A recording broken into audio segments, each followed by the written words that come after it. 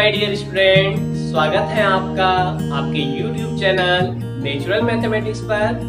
मैं हूं ललन कुमार सिंह और आप देख रहे हैं बेसिक केमिस्ट्री और ये लेक्चर 7 है।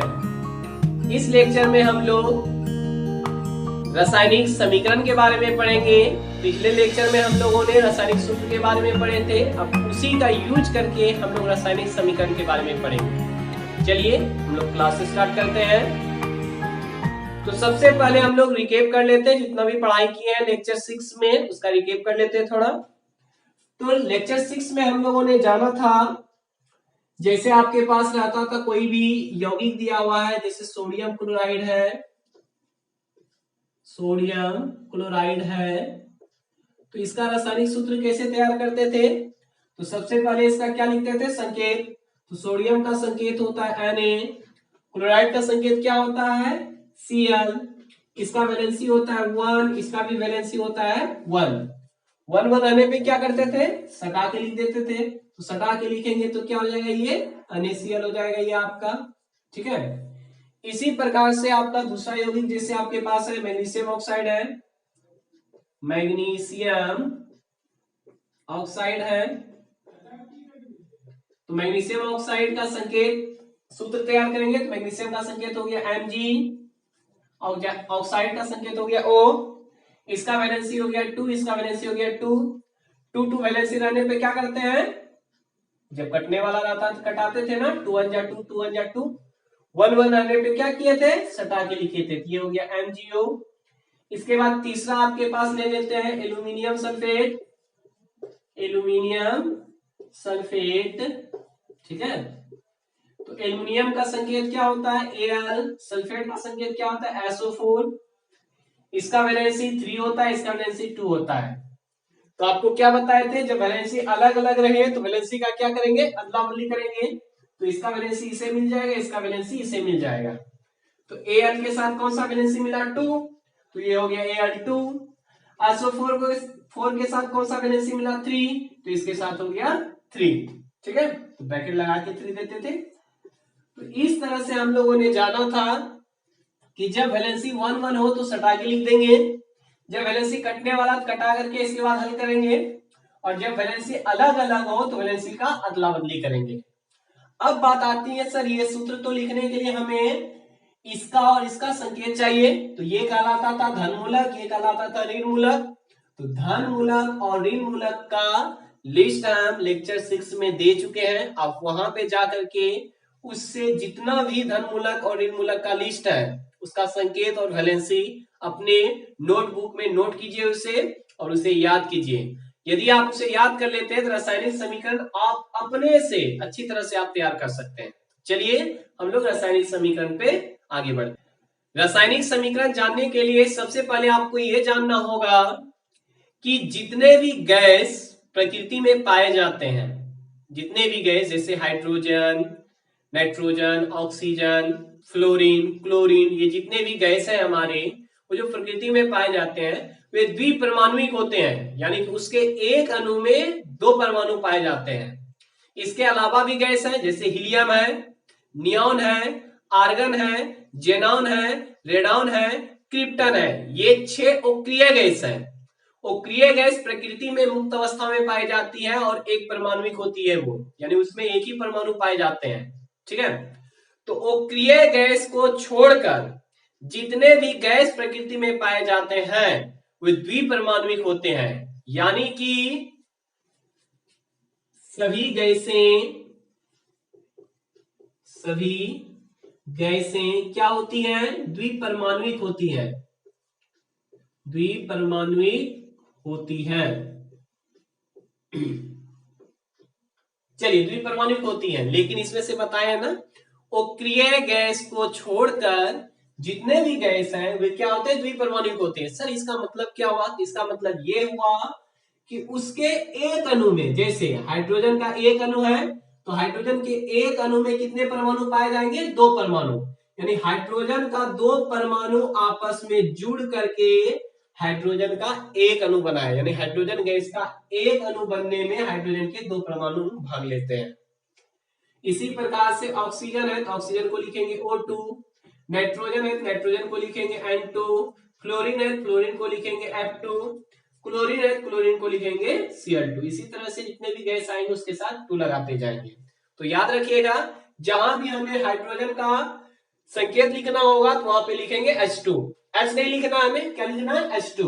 ऑक्सीजन के लिए O2, नाइट्रोजन के लिए N2, फ्लोरीन के लिए F2, क्लोरीन के लिए Cl2।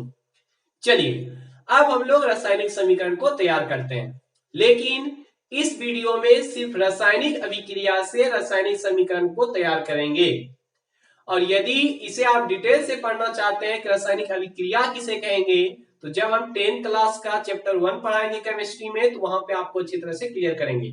तो यहाँ पे हम लोग रासायनिक अभिक्रिया से रासायनिक समीकरण किस तरह से तैयार करना है उसके बारे में पढ़ेंगे, यानी कि हमारे पास रासायनिक अभिक्रिया पहले से दिया हुआ रहेगा। तो देखिए, जैसे पहला नंबर रासायनिक अभिक्रिया आपके पास दिया हुआ है कि जब हाइड्रोजन गैस की अभिक्रिया ऑक्सीजन गैस के साथ कराई जाती है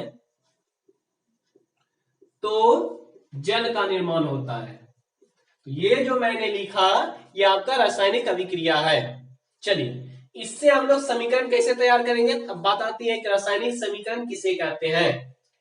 जब रासायनिक अभिक्रिया को संकेतों में दर्शाएंगे, ठीक है, या सूत्रों से दर्शाएंगे, तो उसी को हम लोग कहेंगे रासायनिक समीकरण। जब रासायनिक अभिक्रिया को संकेतों एवं सूत्रों से दर्शाते हैं तो उसे रासायनिक समीकरण कहते हैं। अब कैसे दर्शाएंगे देखिए। तो हाइड्रोजन अभी तुरंत ना बताए, हाइड्रोजन के लिए हम लोग क्या लिखेंगे H2 लिखेंगे, प्लस ऑक्सीजन के लिए हम लोग क्या लिखेंगे O2 लिखेंगे। अब तीर का चिन्ह, जल का सूत्र तो आप लोग जानते हैं, जल का सूत्र क्या होता है H2 होता है, H2 हो गया। तो ये जो आपका तैयार हुआ यही है आपका रासायनिक समीकरण, ठीक है। अब दूसरा देखिए, जैसे हमारे पास है जब नाइट्रोजन गैस की अभिक्रिया हाइड्रोजन गैस के साथ कराई जाती है तो अमोनिया का निर्माण होता है, अमोनिया का निर्माण होता है, ठीक है।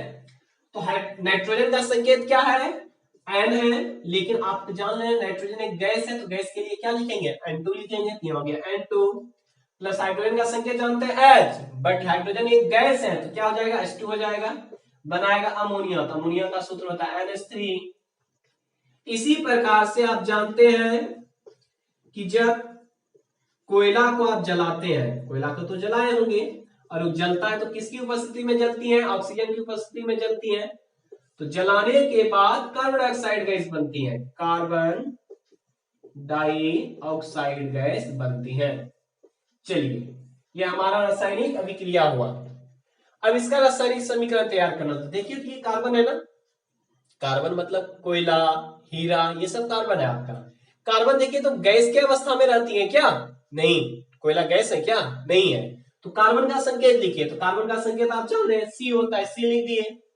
प्लस ऑक्सीजन, ऑक्सीजन तो गैस है, गैस के लिए 2 लगाएंगे। तीर का चिन्ह कार्बन डाइऑक्साइड है, कार्बन डाइऑक्साइड का सूत्र क्या हो जाएगा CO2 हो जाएगा, ठीक है। तो इस तरह से हम लोग रासायनिक समीकरण को तैयार करते हैं। चलिए एक एग्जांपल और है हमारे पास, हाइड्रोजन क्लोरीन से अभिक्रिया कर हाइड्रोजन क्लोराइड बनाती है। चलिए इसका रासायनिक समीकरण तैयार करते हैं हम लोग। तो हाइड्रोजन के लिए संकेत क्या हो जाएगा H2 हो जाएगा क्योंकि गैस है, प्लस क्लोरीन से अभिक्रिया करके तो क्लोरीन का संकेत क्या हो जाएगा Cl2 हो जाएगा क्योंकि ये भी गैस है, 2 लगेगा इसके साथ। हाइड्रोजन क्लोराइड बनाती है। तो अभी मैंने बताया ना, लेक्चर 6 में भी बताया और अभी भी शुरुआत में बताया आपको, हाइड्रोजन क्लोराइड का पहले रफ में आप तैयार कर लीजिए। तो हाइड्रोजन का संकेत जानते हैं क्या होता है H, क्लोराइड का संकेत होता है Cl, ये धनमूलक ये ऋणमूलक है, इसका वैलेंसी 1, इसका भी वैलेंसी 1, 1 रहने पे क्या करते हैं सटा के लिखते हैं, सटा के लिखिएगा क्या हो जाएगा HCl हो जाएगा। यानी हाइड्रोजन क्लोराइड का सूत्र हो गया HCl। ये आपका रासायनिक समीकरण तैयार हो गया।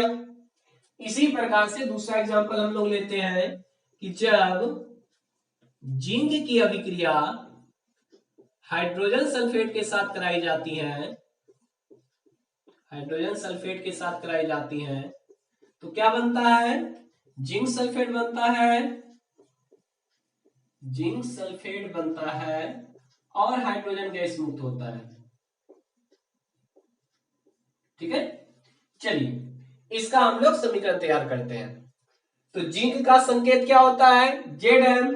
अब जिंक तो गैस है नहीं जो 2 लगाएंगे, तो Zn हो गया, प्लस हाइड्रोजन सल्फेट, ये पूरा है, एक यौगिक है, ये नहीं देखना है कि हाइड्रोजन है H2 लिख दिया, ऐसा नहीं करना है गलती, ये पूरा यौगिक है हाइड्रोजन सल्फेट। और यौगिक का सूत्र तैयार करने के लिए आपको बता चुके हैं, चलिए उसका सूत्र तैयार करते हैं। हाइड्रोजन सल्फेट पूरा यौगिक है आपका, तो इसका सूत्र तैयार करेंगे। हाइड्रोजन का संकेत हो गया H, सल्फेट का संकेत हो गया SO4, हाइड्रोजन का संकेत होता है 1, सॉरी संयोजकता होता है 1, सल्फेट का संयोजकता होता है 2। अब देखिए जरा सा, जब क्या बताए थे, जब अलग अलग वैलेंसी रहे तो वैलेंसी का क्या करेंगे, अदला बदली करेंगे। तो हाइड्रोजन का जो 1 वैलेंसी है ये सल्फेट को मिल जाएगा, और सल्फेट का जो 2 वैलेंसी है हाइड्रोजन को मिल जाएगा। तो हाइड्रोजन के साथ 2 आ गया, तो यहां हो जाएगा H2, सल्फेट के साथ 1 आया, तो 1 आने के बाद क्या बोले, ब्रैकेट नहीं लगाना है आपको, और 1 आने पे लिखना भी नहीं है, तो ये हो गया आपका H2SO4, यानी हाइड्रोजन सल्फेट का सूत्र हो गया H2SO4। ठीक है, अब हम लोग जिंक सल्फेट का सूत्र तैयार करते हैं। तो जिंक का संकेत होता है Zn, सल्फेट का संकेत होता है SO4, वैलेंसी जानते हैं, जिंक का 2 होता है, सल्फेट का भी 2 होता है। 2 रहने पे क्या करेंगे, क्या बोले, जब कटने वाला रहेगा तो कटाएंगे, देखिए 2 कटने वाला कटाइए, इसका 2 1 जा 2, 2 1 जा 2 कट गया। 1 1 रहने पे क्या करते हैं हम लोग, सटा के लिख देंगे, तो सटा के लिखिएगा तो क्या हो जाएगा, ZnSO4 जुट जाएगा, तो ZnSO4 हो जाएगा ये, प्लस अब देखिए यहाँ पे हाइड्रोजन, हाइड्रोजन अलग है ना, जब अलग है कि एक गैस है, और गैस जब भी रहेगा तो उसके साथ क्या लगाएंगे, 2 लगाएंगे। और याद रखिएगा जब गैस की उत्पत्ति होती है तो वो ऊपर जाती है, तो आप यहाँ पे तीर का निशान ऊपर भी दर्शा सकते हैं कि यहाँ पे गैस की उत्पत्ति हो रही है। ठीक है,